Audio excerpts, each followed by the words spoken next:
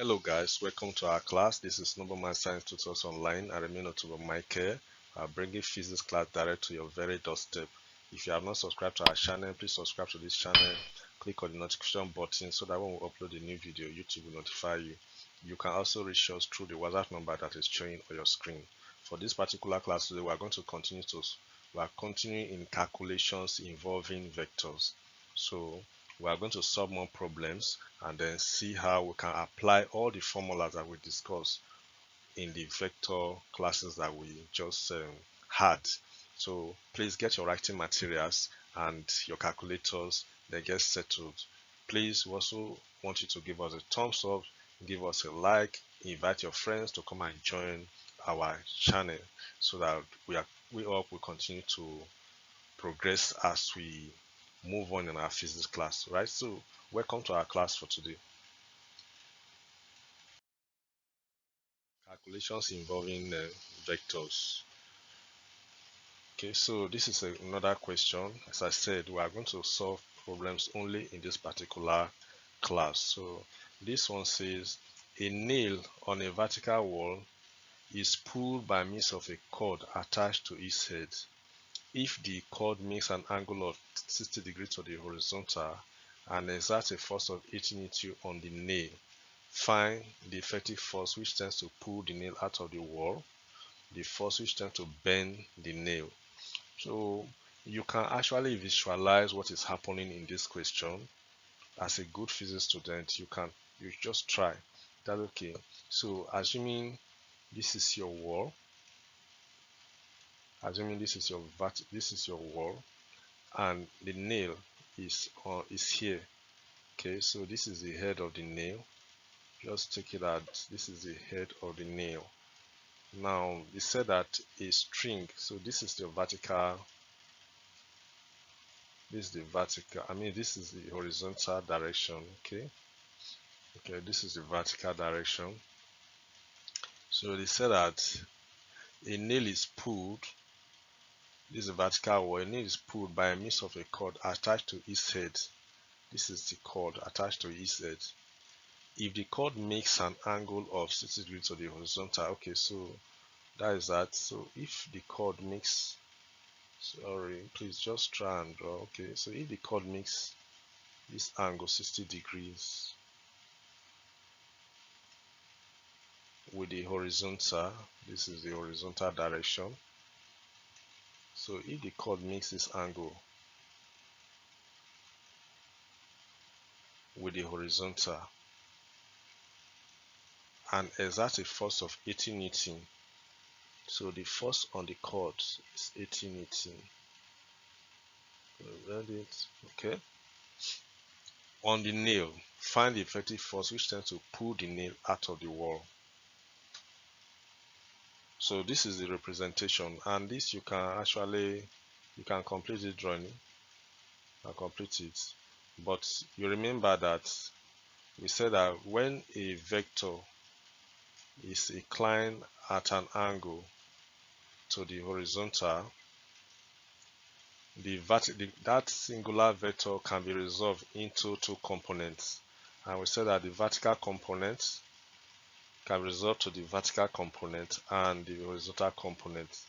So Vy we said is equals to V sine theta, and the horizontal component is Vs equals to V cos theta. I hope you can relate with these two formulas. We discussed them in our previous classes. So if you can relate with these two formulas, the force that tends to pull the nail out of the wall is the horizontal component, so which is this. So just put your value there, the Vs force or Fx. Okay, that's the horizontal component. Fs equals to F cos theta. So when you substitute your values there, you're going to have 80, that is the force, times cos 60 degrees, right? So cos 60 degrees 0.5, so this is 80 multiplied by 0.5. and that gives you 40 Newton. So this is the force that tends to pull the nail horizontally out of the wall. This is the force that tends to pull the nail out of the wall. This is the horizontal component. Please get that. It is the horizontal component that tends to pull the nail out of the wall. Then the one that tends to bend the nail, it means that it's pulling it in the vertical direction, right? So that should be the vertical component, right? So this is pulling, this is pull, and then to bend is the vertical component. So that will be F, vertical component of the force Fy is equals to F sine theta. So that will be 80 times sine 60 degrees. Okay, so if you do that, you have 80 multiplied by sine 60 degrees, 0.867. Okay, so work that out, you have 69.28. This will give you 69.28 Newton.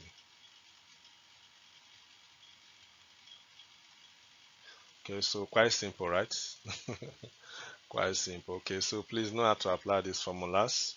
Then know how to apply the formulas. Know how to draw the question, that to represent the question in diagram. Then know how to apply the formulas. Yeah. Horizontal component. The horizontal component is the force that pulls the object along the horizontal direction, while the vertical component is the force that tends to either bend or pull the object upwards or try to lift the object off the ground. That is the vertical component. While the one that pulls it along the road or the horizontal direction is the horizontal component. Okay, so I hope this one is quite simple and you can relate with this. Let's solve another problem.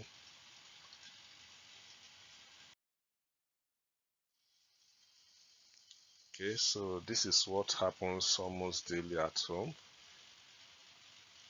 A boy pulls his car on a smooth horizontal surface with a rope inclined at 60 degrees to the horizontal. If the effective force pulling the toy along the horizontal surface is 5 Newton, calculate the tension in the rope. So for us, we need to represent this on a diagram too, right? So we'll draw that same drawing like this. Now we are said that we are told that the rope is inclined at 60 degrees to the horizontal. So this is the rope and this is 60 degrees to the horizontal. So you have, this is direction of motion and this is the resultant tension, right? This is resultant tension. So you can easily complete this drawing like this. Okay, so this, the force pulling the load along the horizontal direction is 5 Newton. So this is the horizontal component of this force. It's 5 Newton. Now I say calculate the tension on the rope. This is the rope. So this is what they are asked to find. Tension on this rope. Okay. So look at the trigonometric ratio that will relate this adjacent and the hypotenuse. So tension on the rope, tension is equals to T equals to arrow, right? So for you to find this tension, you say cos theta is equals to adjacent over hypotenuse. So and that gives you what? 5 over arrow. So if you make arrow the subject, you're going to have that arrow or T, which is tension, is equals to 5 over cos theta, which is cos 60 degree, right? 5 over cos 60. And cos 60 degree is 0.5. So which is equals to 5 over 0.5.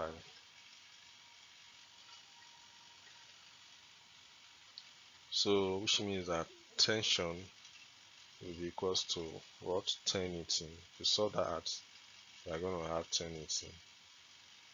So that is just it. That is it. So just like what I said, if you understand the question and you are able to represent it on a drawing, the answer will just come out readily. It comes out readily. This will not take you up to 1 minute for you to solve. In JAM, this is a JAM question actually. This is a JAM question. Is that okay? So please just know how to represent your question in drawing, that they know the formula to apply, then you get your answer readily, right? So this is another question too. This one is another question. It's also a JAM question. An aircraft traveled from Calabar to Kano as follows. It flew first to Ilorin, covering a distance of 30 kilometers, 30 degrees west of north, and then flew 40 kilometers, 60 degrees east of north to Kano. What is the resultant displacement of the aircraft? What is the resultant displacement of the aircraft? So for you to solve this too, you must represent it on the drawing. So that's why I said that you should try to review your understanding of bearing. Yeah, if you go back to your bearing in mathematics, you find out that it will be easy for you to solve most of the problems in vectors. So your bearing, your trigonometry, try to review those topics in your mathematics. Is that okay? So you can represent it and draw it. My drawing might not be too straight, so please, you have to pardon me, but please try to use your ruler to draw your own. Draw it well, right? I'm going to sketch it. What I'll have here is a sketch, so draw it properly. So for you to draw this, you must take note of the 4 cardinal points: your north, your south, your east and west, so that you know where to place your lines. So the first journey from Calabar, so you first of all travel from Calabar to Ilorin, 30 degrees west of north. Okay, so if this is your north, please, I said pardon me in my drawing. So this is your north, and then this is your south. So north 30 degrees west of north means it's in this direction. So this is west of north, right? That is west of north. I said please make your drawing to be better. Make your drawing. So this will be 30 degrees. This will be 30 degrees north of west of north. So this is Calabar. This is Calabar. So first of all get to Ilorin. Then from Ilorin it traveled 60 degrees east of north. So this is east of north. Now travel uh, east of north 400 kilometers east of north. So this is 60 degrees east of north, right? Then this one is 30 degrees. This is 30 degrees. This angle here is 30 degrees. So you can complete your drawing, right? Complete your drawing. Complete your drawing, please. Then this single line is the resultant displacement. So this distance is given to us to be 300. This is 300 kilometers, and this is 400 kilometers. That's what is given to you. Okay. Okay. So this is 300 kilometers, Calabar to Lorry to Kano. This is Calabar. So we have the triangle CLK. We have the triangle. Now, for you to solve this problem, you must look for the angles. that are in this triangle. You must look for all the angle in this triangle. Now, if this is, if not 60° east, if not 60° east, if this is 60°, then the this angle, this is a perpendicular line, so it means that this angle will be what, 30 degrees. This angle will be 30 degrees. Then what about this angle? If this is 30 degrees, it means this is also 30 degrees because they are alternate angle. This is a straight line, right? These are alternate angles. The angles that are on the opposite side of a transversal to two parallel line is an alternate angle. So if this is 30 degrees, then this angle here will also be 30 degrees. That's if this is 30 degrees, this one will be 30 degrees. Okay, so if that angle is 30 degrees, it means this is 90 minus 30, so this will be 60 degrees. So if this angle is 60 degrees, this is 30, this is 60, and this is 60, this is 30, it means that the angle in the triangle is 90 degrees. So this tells you that this is a right angle triangle. So if that is a right angle triangle, it means that you can draw this triangle like this. You can represent it like that. So this is this is your 400, and this is 300. Okay, so this is your C, and this is your Ilorin, and this is your Canon. Okay, so the angle there is 90 degrees, which is this angle. This angle there is 90 degrees. So from here you can find the resultant displacement of the aircraft. Okay, so the resultant displacement is the hypotenuse side of this triangle. So having known this, I will know that angle CLK, that angle CLK is equals to 90 degrees, which is a right angle triangle. Then using the Pythagoras theorem, you are going to have that the resultant displacement arrow squared is equals to 400 squared plus what, 300 squared. So if you work all these out, this will give you 1000.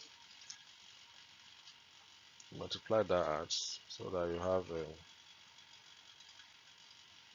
160,000 plus 90,000. So add up all this. If you add up all this, you have that you have 250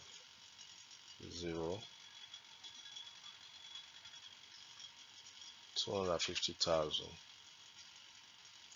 So if you square both sides, just like we have done before in previous questions, you have that the square root of all this. You find the square root of that. So your horizontal deployment will now give you 500 kilometers.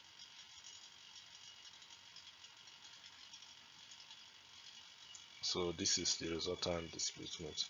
I know this question initially might look a little bit difficult and confusing, but if you see the way we did it, following or using the knowledge of your bearing, it becomes easy. Once you are able to find the angles that are in the triangle, you'll see that the answer to the question will just come out readily. Then you know the equation to apply. The answer to the question just comes out readily. So I hope this is simple too. So far we have solved some reasonable numbers of problems. So I want you to use this knowledge to go to your textbooks, check past question papers, and solve more problems on vectors. Is that okay? Because the more problems you solve, the more you'll be thoroughly grounded in the topics in physics. No, it's not about the theory. There's no theory in physics. Physics is about calculations, just application of principles, application of formulas and calculation. That is physics. That is why physics is mostly mathematics. So you need to up your game. You need to upskill yourself. That is why in this particular lectures, we will try our best to solve as much problems as we can, so that we can be able to drive on every topic that we treat. So thank you for your time for this particular class. We'll go to your review questions now. So please, these are your review questions. Try to solve them. Don't shy away. Solve these questions. Okay. These questions that are similar to what we just discussed. Solve them. You can put your answer on a piece of paper, snap it, and paste it on the WhatsApp number that is showing on your screen. Is that okay? So this is where we're going to stop our class for today. If you have not subscribed to our channel, please, what are you waiting for? There is a lot more for you to learn. In fact, we are just starting. A whole lot is awaiting for you to learn. So please subscribe to this channel, click on the notification button so that whenever we upload a new video, YouTube will notify you. Also invite your friends to come and enjoy what you are enjoying. We are bringing physics class direct to your very doorstep. Reach us through the WhatsApp number that is showing on your screen. This is Noble Mind Science Tutors Online. Thank you very much for your time. We'll see you in our next class.